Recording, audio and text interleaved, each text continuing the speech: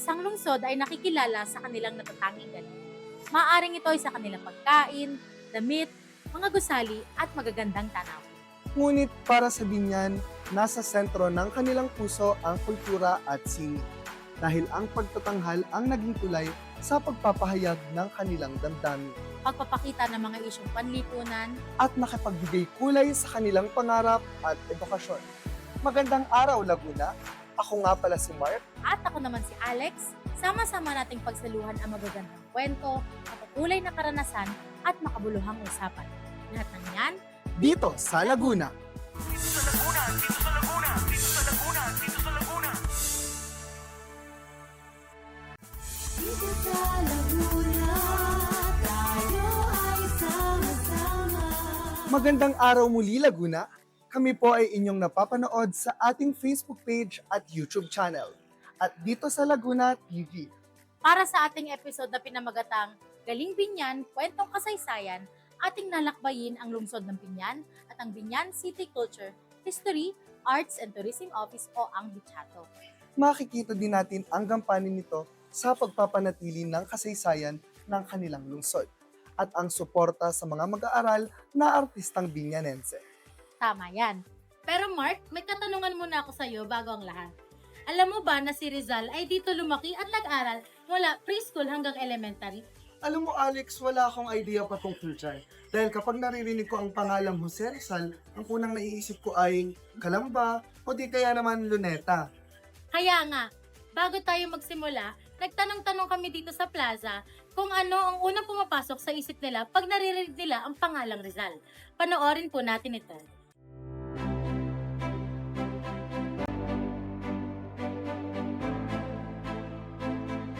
Kalamba po. Siguro po doon po yun nahubog yung pagiging makabayan or yung mga characteristics po ni Rizal na tinatangkilik natin ngayon. Para sa akin po yung Kalamba po. Kasi po, doon sa pinanganak. Sa Luneta. Tapos, doon siya pinatay. Luneta Park. Kasi doon natin makikita yung statue ni Rizal. So, yun.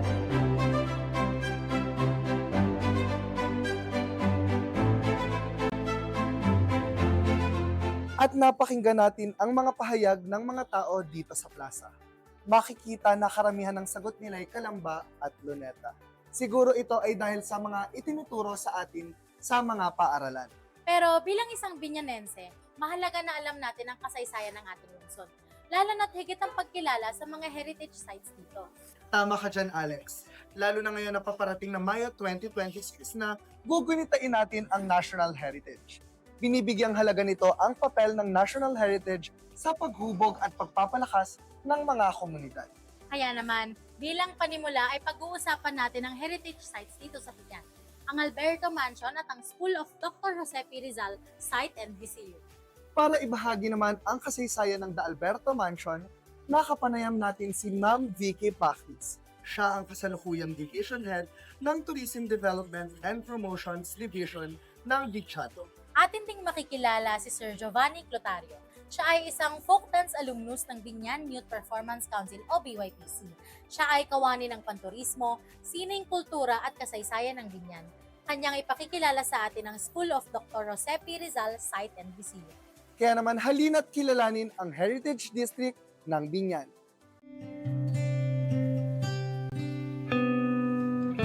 What we can be proud of is yung kanilang deep-rootedness. Dito yung ugat ni Jose Rizal.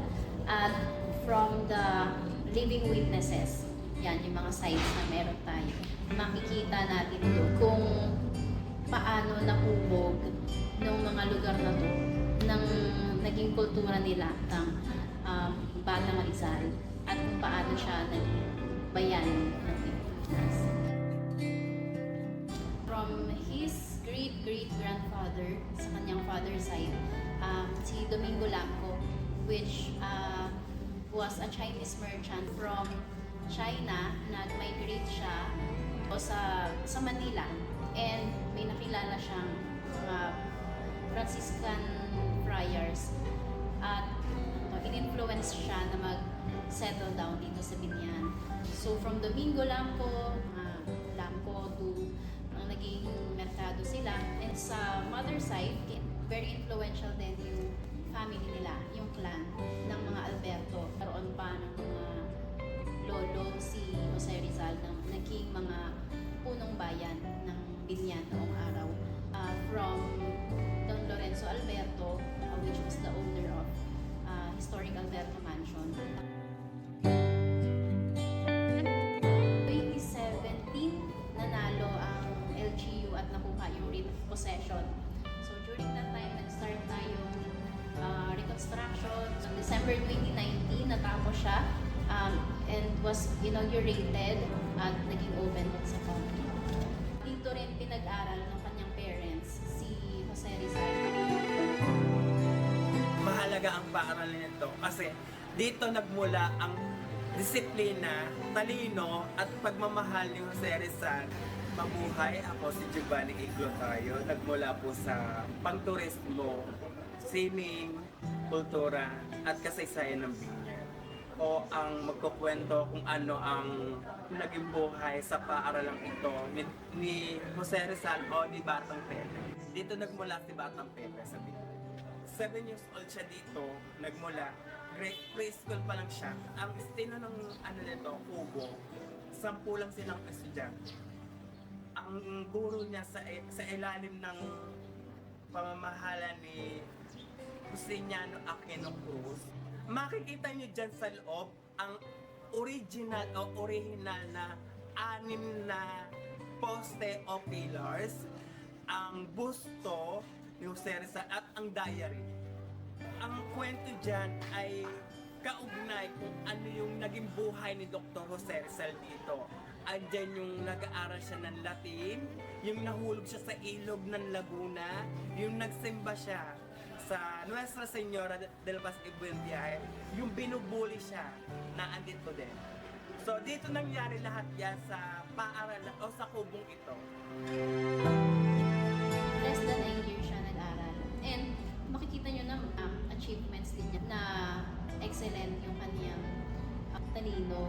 Parang palagi namin pinofront yung Jose Rizal and his family. Yung kanilang family dito sa Binyan.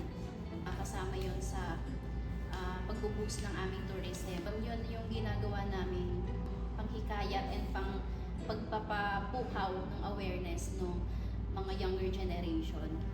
Free usage ng ating mga sites for the students. Nagre-request sila to have a permission na mag-shoot para sa mga school projects, so gano'n. And sa mga tour, may walk-in tours and may tour reservation. So, pwedeng yung iba mag-walk-in lang, yung iba naman nag-letter sila para maging, para may tour guide.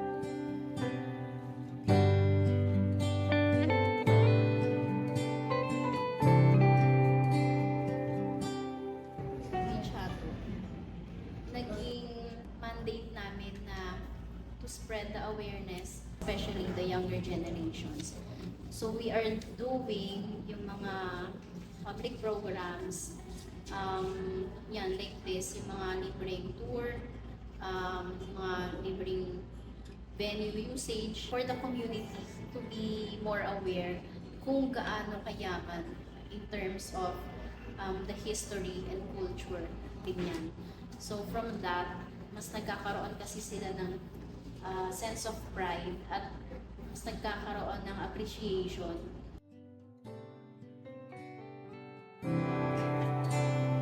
To protect, hindi naman kailangan magkaroon ng dispute ang development at ang culture.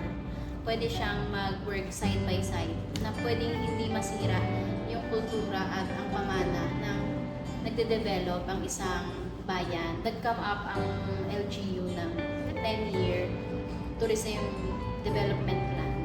So, master plan na siya for 10 years. Dito sa ginawa nila na nagkaroon ng cultural preservation, nagkakaroon ng parang bumabalik yung pagkakakilanlan ng Binyan. Na ganito kayaman yung Binyan. Hindi lang sa pera, hindi lang sa mga building, kundi sa mayamang kultura, sa tradisyon, 10 years from now, we are looking forward sa Binyan bilang isang rich city na nakatayo pa din yung mga heritage sites.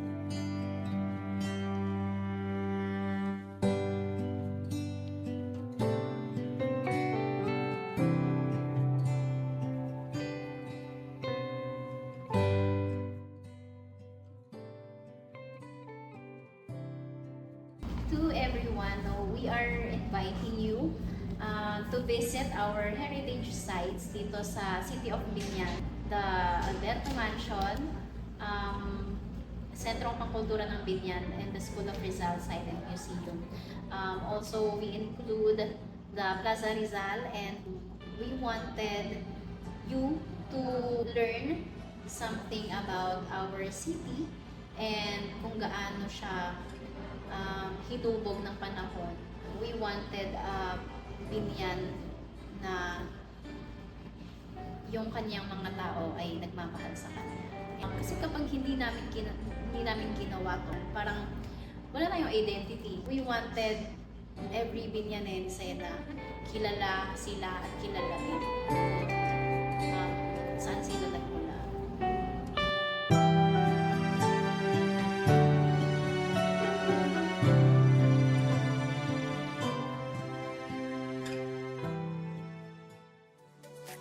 Nakita natin na ang isa sa mga pangunahing prioridad ng Binyan ay masiguro na napangangalagaan ang mga pamanang struktural, kagaya na lamang ng The Alberto Mansion at ang School of Dr. Jose P. Rizal Site and Museum. Alam mo, sa mga nalaman ko ngayon, ang dami pala talagang pwedeng gawin sa Binyan. Yes, actually, as a Binyanense, ngayon ko lang rin talaga nalaman yung ilan sa mga natalakay. Ibig sabihin siguro, kailangan ko pang mag-explore. Alam mo, magandang idea yan, Alex. Kaya naman sa ating susunod na pag-uusapan ay ang opisinang nagpapanatili ng mga heritage sites sa Binyan at ang mga sumusuporta sa sining at kultura nito. Ang Bichato. Alamin yan sa pagpabalik ng Dito sa Laguna. Dito sa Laguna, dito sa Laguna, dito sa Laguna, dito sa Laguna.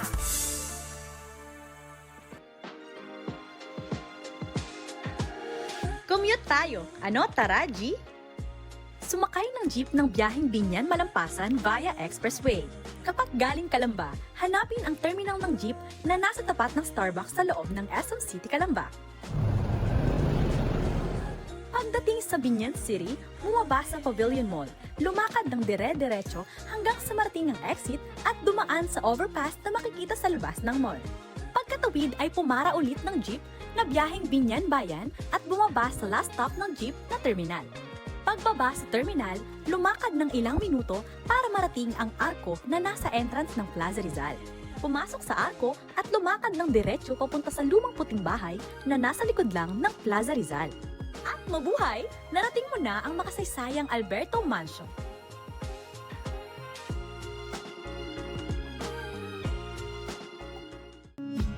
Tara sa Binyan Heritage District. Heto muna ang ilang tips at paalala para mas ma-enjoy mo ang iyong visit. Una, bukas ang mga heritage sites mula 9 a.m. hanggang 4 p.m. Tuesday to Sunday. Mas mabuting umaga o late afternoon ka pumunta dahil mas magiging presko at relaxing ang iyong pag-ikot.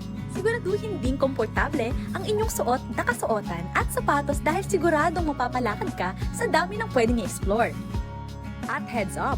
Bawal ang snacks sa loob ng mga heritage sites, pwede kang sumali sa guided tour, mag-walk-in kasama ang pamilya o barkada. At kung ikaw naman ay isang estudyante, maaari niyong gamitin ang heritage sites bilang shooting location para sa inyong school projects basta may proper permission at coordination. Ugaliing maging isang responsableng bisita upang mas mapanatiling maayos ang ating minanang yaman. Enjoy your visit! At huwag kalimutang tuklasin ang bawat sulok at kwento ng Binyan Heritage District. Dito sa Laguna, tayo ay sama-sama. At nagbabalik ang Dito sa Laguna. Sa mga nanonood sa ating Facebook at YouTube Live, huwag kalimutang i-share ang inyong mga reaksyon at katanungan sa comment section. Kanina, pinag-usapan natin ang The Alberto Mansion at ang School of Dr. Jose P. Rizal Site and Museum. Ngayon, pag-uusapan naman natin ang isa sa mga mandato at vision ng Bichato. Ang sining at kultura ay ang kaluluwa ng isang bayan at ito ay isang sangkap para sa nation building. Sa susunod na bahagi ng ating programa, ating makikilala si Dr. Brian Jason Borja o Direk PG, ang kasalukuyang direktor ng BChato. Kanyang ibabahagi ang kasaysayan ng opisina at ang gampanin sa pagsuporta sa lokal na magtatanghal ng binyan.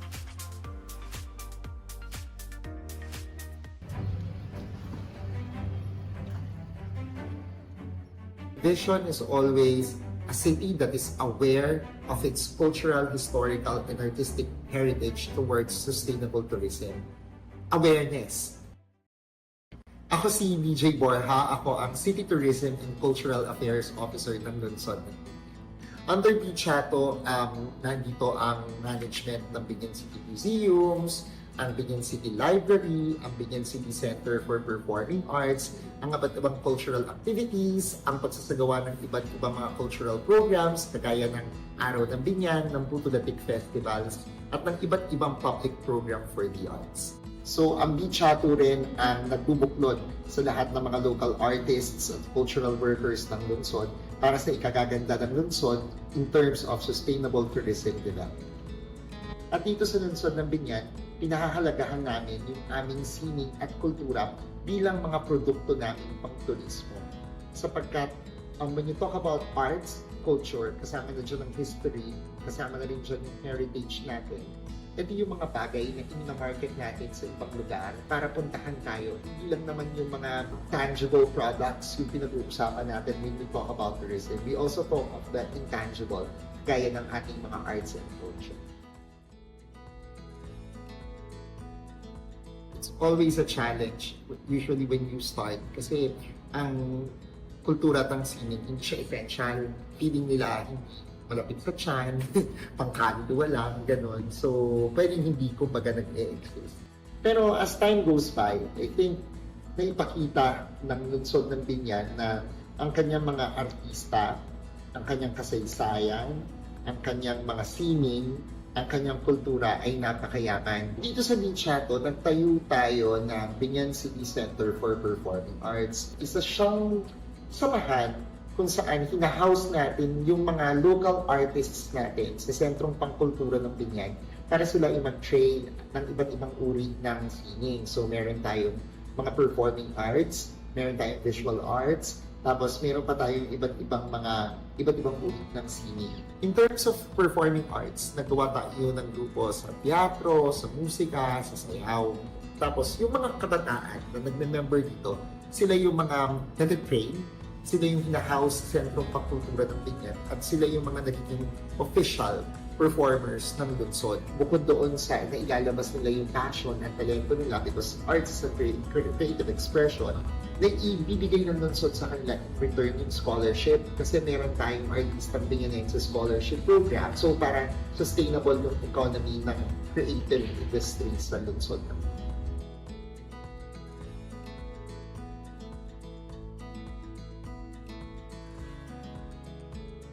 Ang BChato kasi ang magtatagday, ang BChato kasi ang nagpapamulat, ang BChato kasi ang gumagawa ng mas malinaw na daan patungo sa kinabukasan ng sining at kultura dito sa lungsod ng Binyan.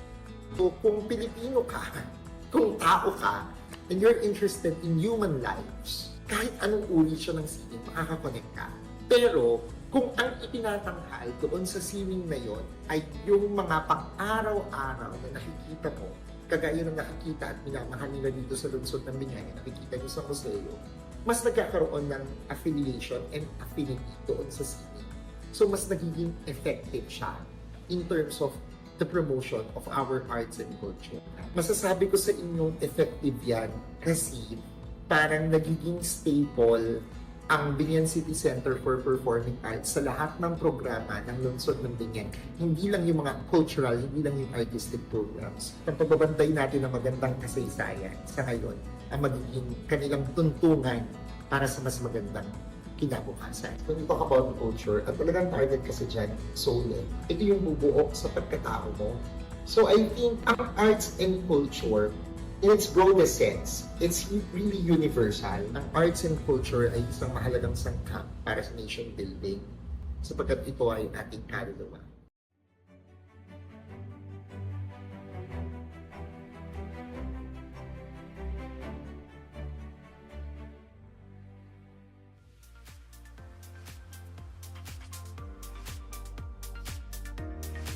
Isang makabuluhang diskusyon ang naihatid sa atin ni Direk G. Yes, ang galing Mark, no? May inisyatibo talaga ang Bichato na suportahan ng mga batang artistang Binyanense. Ikaw ba, bilang isang Binyanense, anong nararamdaman mo sa mga ganitong inisyatibo? Ako, sobrang natuwa ako na may ganitong mga opportunities para sa mga kapwa kong kabataan na nagnanais ipakita ang husay nila. Dito sa Laguna, dito sa Laguna, dito sa Laguna, dito sa Laguna.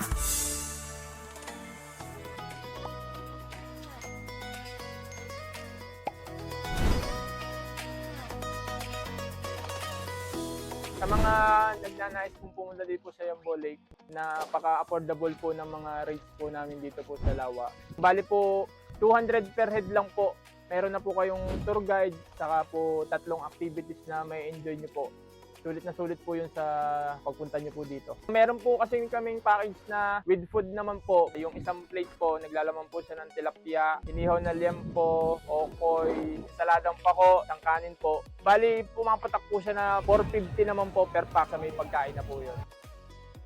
Accessible naman po ang biyahe papuntang Yambo, galing bayan. Marami naman pong tricycle na masakyan po dito. Lalo na po yung aming Toda na SP Toda po. Ang paradahan po namin ay nasa Palengke, tapat po ng Fordan. Meron din po sa side ng Macdo. Sa West Toda po, kami ang nakaruta dito. Bali, 1 hanggang 3 tao is 180 po ang pamasahe. Kapag po naging 4-5, nagiging 55 na po ang isa. Bali, sa maghapon po, lumalabas ng 5 a.m. hanggang 8 p.m. po kami.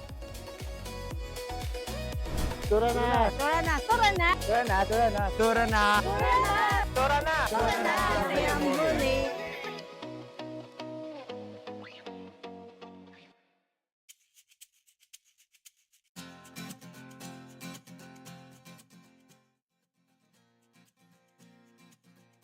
Talagang meron po kaming basurahan po dito na which is yung mga sinesegregate. Maging responsable po tayo dun po sa mga ipinapatupad pong batas ng mga membro po dito sa Yambo Lake po ng po para mapalansi po natin at mapangalagaan po yung kalikasan po. Maganda po dito sa amin, malinis, tapos kailangan hindi po sila mag-tatapon ng mga basura. Para po sa mga bibisita po dito sa Yambo Lake, pinapaalala po namin na maging responsibilidad po tayo sa mga gawain. Ang Yambo Lake ay isa sa mga pamanang kultural ng San Pablo. Alagaan ito at ingatan. Kung pupunta rito ay maging responsableng mamamayan pag ikaw ay dadalaw.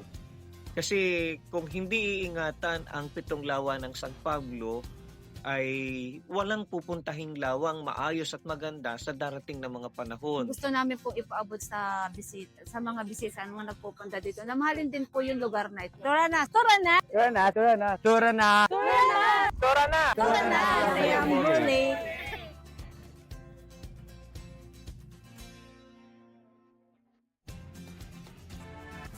Dito sa Laguna, tayo ay sama-sama. Nakita natin na ang isa pang prioridad ng Binyan ay masiguro na ang mga mamamayan nila ay alam ang kanilang pamanang kultura, kasaysayan at sining. At bukod pa dyan, nagbibigay rin sila ng scholarship grants sa kanilang programang Artistang Binyanense College Scholarship Program. Ngunit, bago tayo tumungo sa scholarship grants ay mahalagang makilala muna natin ang organisasyong binubuo ng mga artistang Binyanense. Upang ibida ang opisyal na theater group sa lungsod ng Binyan, narito ang mga membro ng BYPC. Panoorin natin to.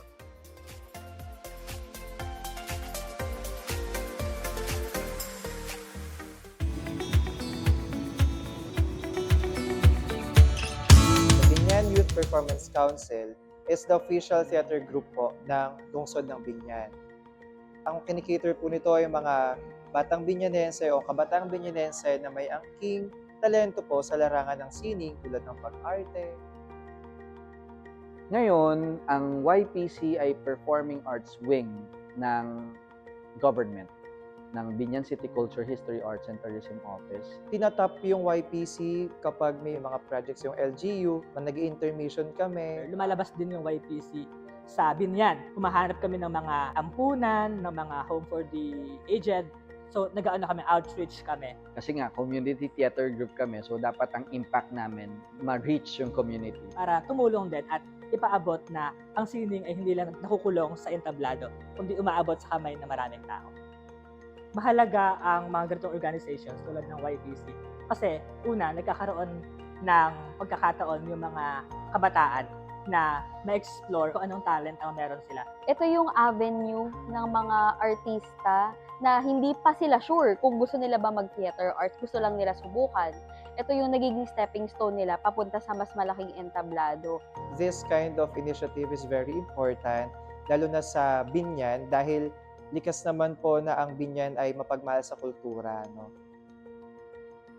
YPC ay isang church-based group turned into a community theater group. It was founded by our founding artistic director, Dr. BJ Borja. August 2005, nagsimula ang BYPC. Kami ang pinakamatandang performing arts group under the Binyan City Center for Performing Arts. Kinikwento namin yung mga storya ng real world. Kailangan mapalaki siya. So, lumabas siya from pagiging church-based, naging school-based siya. Kasi nagkaroon ng partner sa school para mas ma-accommodate pa yung mas maraming kabataan na mga Binyanense na gusto pang aralin or sumali sa theater arts group. Ayun, naging community group siya.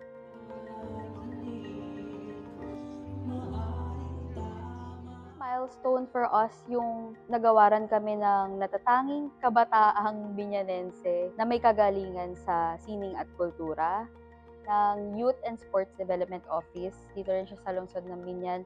And yung program namin na Dulang Bayan, Dulaan ng Bayan. Itong Dulang Bayan ay pang-7 taon na.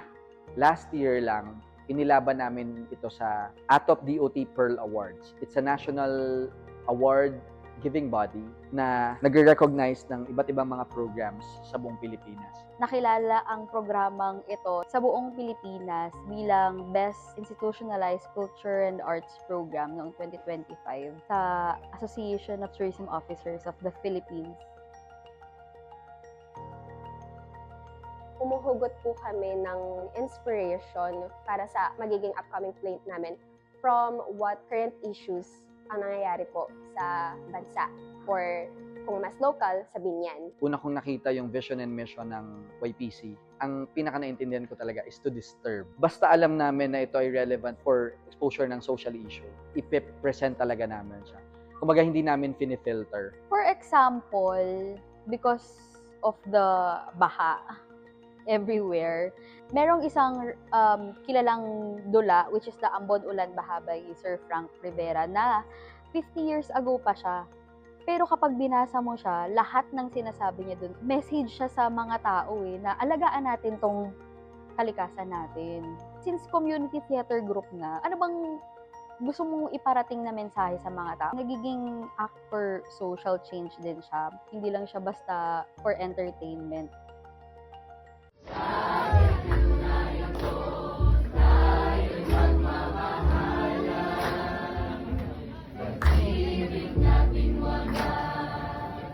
Pag naging member ka ng YPC, nagpo-provide kami ng mga basic trainings like yung mga fundamentals ng theater. Bukod sa pagiging isang volunteer artist, nagbibigay kasi ng opportunity ang YPC na magkaroon pa ng mas malawak na pangarap yung mga kabataan. Kaya kung alam mo may talento ka, pwedeng silang mag-join sa Binyan City Center for Performing Arts para mabigyan namin sila ng scholarship o kung ano man meron kami na pwedeng ibigay sa kanila. Yung sa benefits na nakuha ko sa pagiging scholar, isa na dyan is, ayun, nabawasan niya yung bayarin ko sa school, no? At the same time, nabigyan din ako ng maraming opportunities dito sa YPC. Bigyan akong scholarship. So parang dun mas nagkaroon ako ng push na ipagpatuloy yung pag-aaral. Daan po yung entablado, yung stage, para po may communicate po kung ano yung nararamdaman. Value of pagiging committed talaga, no? Yun yung pinaka tumatak talaga sa akin dito sa YPC kasi hindi kami binabayaran here. We're volunteer actors and actresses. So, commitment talaga. Theater is for everyone.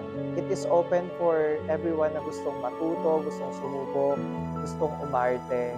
You have to try para ma-experience mo kung ano ba ba yung magic ng theater at ano ba yung magic ng performing arts. Hindi ka mahihirapang i-relate yung sarili mo pag nasa teatro ka na. Kasi wala ka pa sa teatro, part ka na ng kwento ng buhay mo. Kaya yung mga kabataang may talento sa pag-arte, sa pagkanta, or sa pagsayaw, maaari po kayong mag-audition sa Binyan City Center for Performing Arts para maging bahagi po kayo ng pamilya po namin.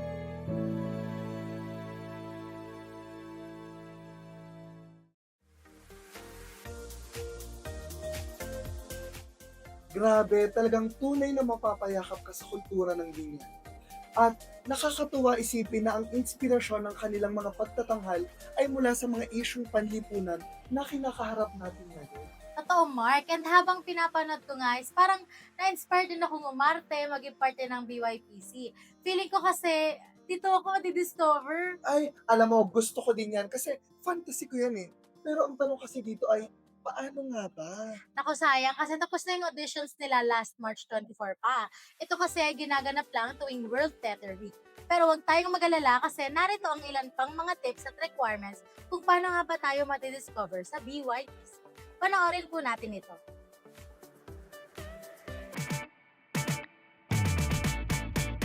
Sa kada taon na lumilipas, nagdiriwang ang YPC ng World Theater Week. Isa sa mga activity ng Theater Week ay ang YPC Open Audition na nagaganap lang isang beses sa isang taon. So, nagpo-post kami sa aming Facebook page ng schedule ng audition. Sa YPC, tinatanggap namin sa audition ng kahit na anong edad. Sa mga artista, kinakailangan nilang maganda ng di lalampas sa 3 minutong monologue. Para naman sa mga playwrights, designers, and creatives, magpapasa sila ng portfolio sa amin. Karamihan sa qualifications na kinukuha namin ay committed at marunong sa time management lang. Binibigyan din namin ang mga auditioners ng short monologue na kanilang babasahin at i-arte pagkatapos ng performance nila sa kanilang hinandang piece. Pagkatapos ng audition, pinopost namin ang mga nakapasa sa aming Facebook page. Kaya para sa mga kabataang Binyanense, subukan po ninyong sumali sa Binyan Youth Performance Council at maging parte po ng pag-unlad ng kultura sa ating pong bayan.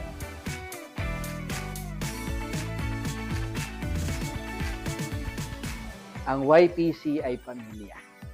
Ay isang youth nurturing organization. Isang pinto na bukas sa lahat ng oportunidad at posibilidad.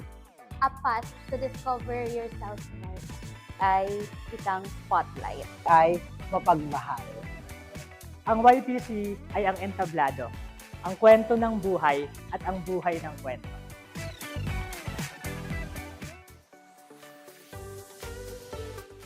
Ganun pala sumali sa BYPC. Alam mo, sisiguraduhin ko na sa susunod na taon, magre-register ako para mag-audition. Tara, let's go! Sasabayan na kita. Kasi nakaka-excite naman talaga maging kabahagi ng organisasyon na nagpapamulat sa mga isyong panlipunan. At tunay nga na bilang artista, mahalaga talaga ang passion upang maging makabuluhan ang pagtatanghal. Tama yan, Mark. At sana nga ay madala pa sa mga susunod na henerasyon ang kagandahan ng Binyan. Dahil likas na mayaman ang sining nito. Kaya sa episode na ito ay mas binigyang halaga natin ang kwento sa likod ng mga galing ng isa pang kulturang institusyon. Lalo na't kultura at sining ang bumubuo sa pagkakakilanlan ng isang lungsod. Ang storya ng Binyan ay buhay na patotoo na sa isang lipunan, mahalagang meron tayong suporta at pagkilala sa ating sariling kultura. At dito na nagtatapos ang isa na namang episode ng Dito sa Laguna. Mapapanood nyo rin ang mga nagdaang episodes at season ng programa sa ating official YouTube channel dito sa Laguna TV.